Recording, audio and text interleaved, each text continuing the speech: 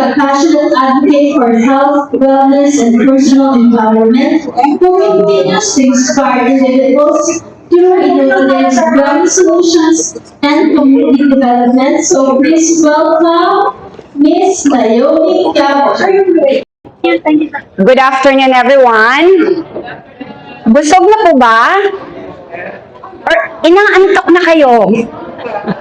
Anyway, sabi ni Doc kasi kanina, huwag daw ako magtagal.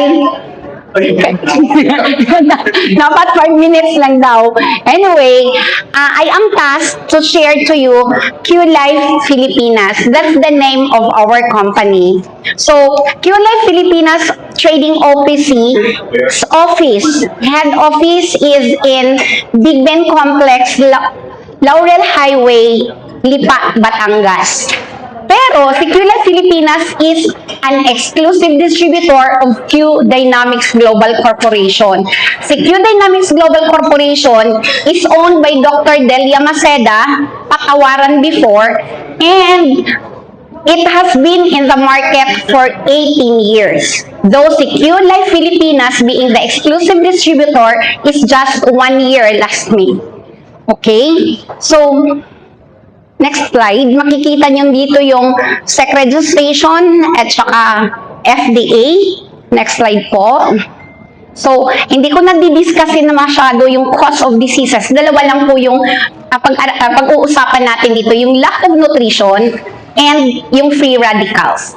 Yung si lack of nutrition po ay sinasabi ni Dr. Linus Pauling na every illness, every diseases, sabi niya dito, you can trace every sickness, every disease, and every ailment to a mineral deficiency. Ibig sabihin, pag may kulang ng mineral sa katawan natin, magkakasakit talaga tayo. Ngayon ang tanong, saan ba galing si mineral? Ngayon, kumakain tayo, of course, we get minerals from the food that we eat, pero yung herb, yung plant, yung fruits, gets their minerals from the soil. Kasi galing po sa soil. Yung product natin,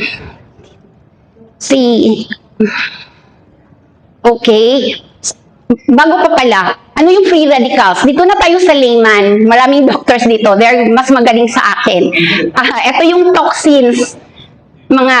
Para siyang termite sa wood, parang anay, para siyang rust, parang kalawang, para siyang peste sa mga tanim. So, sumisira talaga siya. Ganyan si free radicals na nakukuha natin mula sa, pwedeng sa external factors. Slide po. Galing sa, next slide, sa pollution, sa smoking, sa alcohol, sa radiation, sa drugs, sa pesticides, sa preservatives na mga pinakain natin, lalo na sa stress. Hindi tayo nakakaligtas dyan. Next slide. Stress. Grabe. So, of course, we are made up of approximately 37.2 trillion cells na made up na siya ng next po. Tuloy-tuloy lang po tayo. Ng cells, tissues, organ systems ng human body, pagka normal, healthy ang cell, then healthy ang body. Pero pagka-damage siya ng free radicals, then naturally, damage din yung cell natin and pwede tayong magkakaroon ng disease and pwede tayong mamatay. Next. So, ito yung kwento ko na. Next po.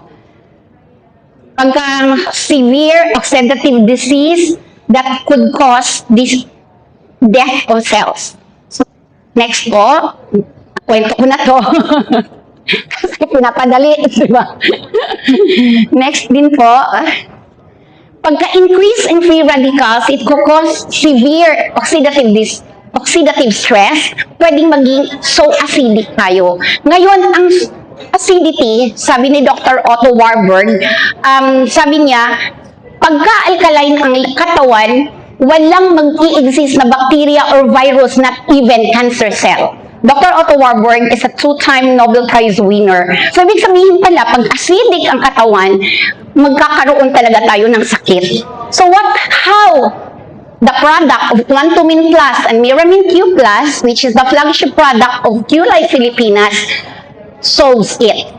First is this. Mineral po ito. Galing po ito sa bulkan. And a combination of sa dagat. So, powerful antioxidant siya, nourisher and rebuilder, protection ng immunity energy, booster, alkalinizer, powerful detoxifier. Next po. Okay. Ano bang meron? Tulad ng sinabi ko kanina, may mga substances siya dito. Ang pinaka-major niya is zeolite. Si zeolite po is master detoxifier. Naalala ko nung last na naka-attend ako ng lecture ni Dr. James, when he talked about the AccuLife, sabi niya, pagka maraming toxin, babara at magkakaroon ng stagnation ang katawan. That's why it is very important na we are being detoxified. So, zeolite is a master detoxifier. And another one is fulvic and humic acid. This is the three major ingredients na meron si Quantumin Plus. Kasama po ang more than 67 minerals in it. So, basahin niyo na lang po. Next, eto. Meron tayong mas stronger. This is 10 times stronger than Quantumin. Pareho po siya ng laman. Oo nga pala, si Quantumin ay may vitamin C din, pero sodium ascorbate siya. Samantalang si Miramin ay may dalawa, sodium ascorbate and ascorbic acid. Plus, may dagdag siyang calcium, yung calcium montmorillonite. So, mas malakas ito. Sino pala si fulvic acid? Ito siya ang tinatawag na intelligent molecule that carries the vitamins, minerals, and nutrients to the portion of the body that needs it most. Kaya nasabi ni Dr. Maceda, pagka umiinom ka ng food supplement, pagka umiinom ka ng gamot especially, the more you need this because dadalhin niya ngayon kung saan kailangan ng katawan mo yung nutrient or yung property ng gamot na nangangailangan ng katawan. Sige po. So, ito yung zeolite and nabasa. Ito pala mayroon siya, ito pala si Dr. Delia Maceda. Di ko nabasahin isa-isa siya, pero isa siyang awardee. Magaling siya. Tulad na sinabi ko, 18 years na po si Quantumin. And kaya ako napasok dito dahil sa mamaya ikuwento ko. Naging volunteer doctor siya sa Salamat Medical Mission sa ABS-CBN. Kaya ang dami niyang mga testimonies on the act sa mga, you can check in YouTube. You can check makikita niyo yung mga pinagagawa at mga actual ng mga effect kaagad. Seconds na effect ng mga may sakit na natutulungan niya. So, ito yung sarili nating manufacturing company. So, kasama namin sa Vietnam noong January yung mga taga-factory. Si Dr. Maceda kasi is the supplier ng QLife Filipinas. Next po. So, FDA approved tayo, SEC-registered and halal certified. Next po. And of course, if you're taking that, magkakaroon kayo ng urine change, salt change, preparation change, nausea and vomiting, cough and phlegm. Huwag mag-alala if you're taking it because kasama po siya sa cleansing process. So, ngayon, paano siya i-take? It can be taken internally and externally. Papakita ni Engineer Warren ngayon sa inyo paano. And then, safe siya sa pregnant women. No overdosage, no contraindication. Kasi nga, kailangan nga siya sa mga nag-take ng medicine. No side effects. So, pagka pang detoxification lang, 5 drops ang ilalagay sa tubig. Mamaya pakita namin sa inyo gaano ka nakakatakot si tubig na iinumin natin na walang Quantumin Plus. Pagka supplementation, 5 drops in a glass of water or juice. Pag may dengue, 40 drops in a glass of water every 20 minutes. Marami na kaming natulungan yan. Grabe. For cancer, 20 to 50 drops in a glass of water or 1 bottle a day. Doon nung nabutas yung breast ko, hindi ako umabot sa 1 bottle. 1/2 bottle in a day. Naging 1 bottle, naging 2 days siya. Ngayon, papakita namin po Okay. May papakita ako sa inyong chart dito na pH. This is the pH chart na pagka lalagyan natin ng pH yung mga tubig na nandito, we have a we have tap water. May tap water tayo, may mineral water tayo, may distilled water tayo, may electrolytes tayo, may soda tayo, and we have liquor there.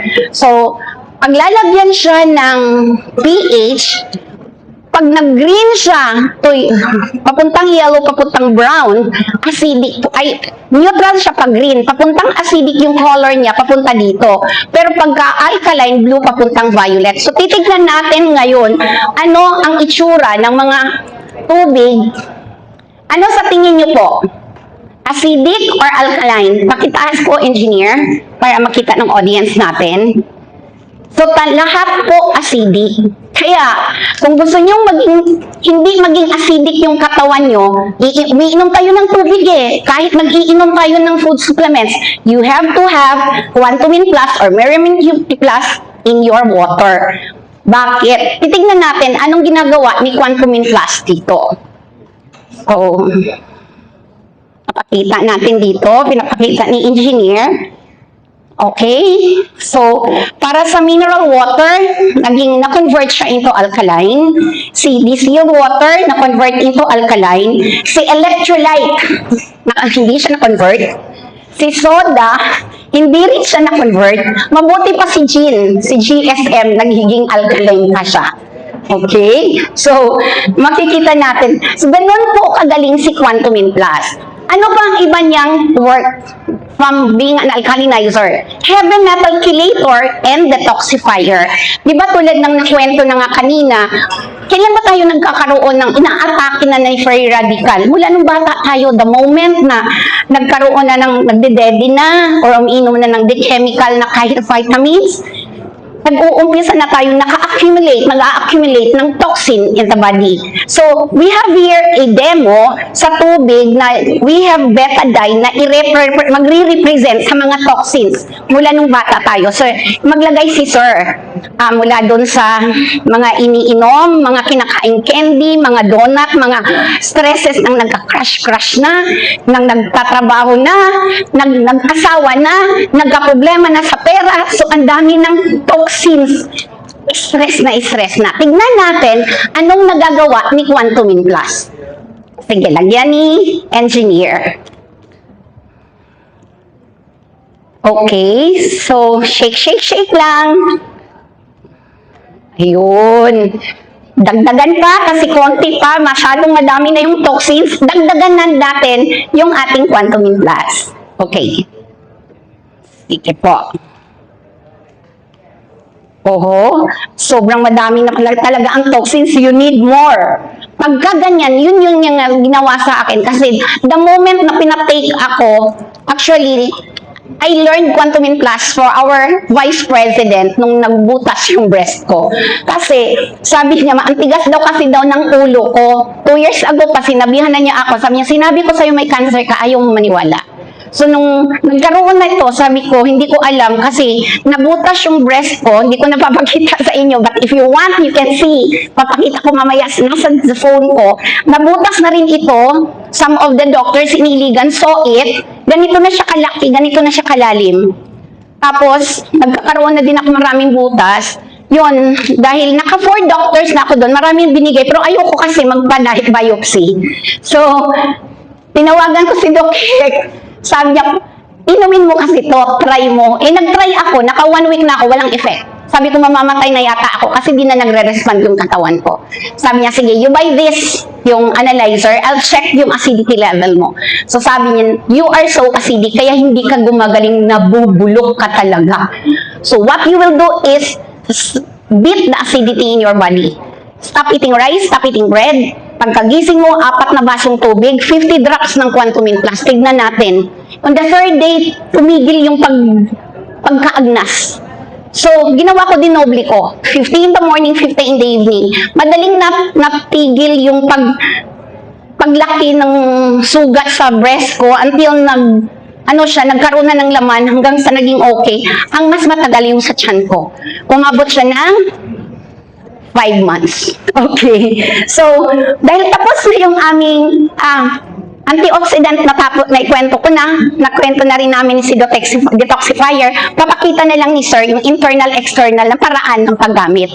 And then afterwards, paparinig ko sa inyo for just 30 seconds, 30 seconds, ano yung sinasabi ni Dr. Maceda, and may isang kwento lang ng nag-dialysis na talagang gumaling. At tatlo sa kasamahan niyang nag-dialysis na gumaling because of Quantumin. So maraming salamat po sa time ninyo, and thank you so much pa. It's a privilege of talking here. Thank you very much, Zeolite is a volcanic mineral. Nade-develop siya yung reaction ng yung volcanic parang yung lumabas sa mga volcanoes during eruption, nag-react sa water, nag-react sa air, and doon nade-develop ang zeolite. So, it's not also something that any human being can actually parang produce or come up with. Pag sinabay mo ang Quantumin Plus with medicines, yung medicine mo mas magiging effective din. Kasi, say, fulvic substance ang magdadala nung components ng gamot mo kung saan sila kailangan. Okay? Now, ayan, one fulvic substance or molecule actually carries 60 or even more minerals. So, napakadaming, bawat patak mo, daan-daan kaagad ang sustansya na pumapasok sa katawan mo. Kaya nga, yung 3 drops, malaking bagay siya. It has minerals. Ordinaryong minerals? No. They are energized minerals. So when you say energized minerals, mabilis yung effect niya. Hindi ka maghihintay ng ilang linggo bago mag-take ng effect, bago mawala ang pain mo. In a few seconds, nawawala ang pain. Okay? So, we need about 90 nutrients in a day. And ang katotohanan niyan, out of 90 nutrients, 59 ang minerals na kailangan natin every day. So, kung 59 na minerals, it will take you ilang kilo ng prutas at gulay sa isang araw. Kaya nyo bang kainin yung prutas at gulay na yun na ilang kilo sa isang araw? It would be impossible. And only Quantumin Plus will be able to deliver kung ano yung kailangan yung minerals. They are also taking yung maintenance nila ng drugs at saka yung iba pang food supplement. Okay. Ang maganda sa Quantumin Plus, because of its contents, it does not actually counteract any medication. Okay? So lahat ng medication, because of the fulvic substance that it has, tinutulungan niya para yung gamot dalhin kung saan siya kailangan. Gagawin niya ang gamot na mas effective than what it used to be. Kasi dadalhin niya kung nasaan kailangan yung gamot. Okay? So, we usually recommend, when you start your Quantumin Plus, do not stop also your maintenance drugs. Pwede mo i-continue yung maintenance drugs, tuloy mo yung Quantumin Plus, then go back to your doctor. Kailangan na mo monitor ka, yung sugar mo, yung blood pressure mo, yung cholesterol mo, yung uric acid mo. And let your doctors decide kung kailangan na itigil ang gamot o kung kailangan babaan na ang dose ng gamot.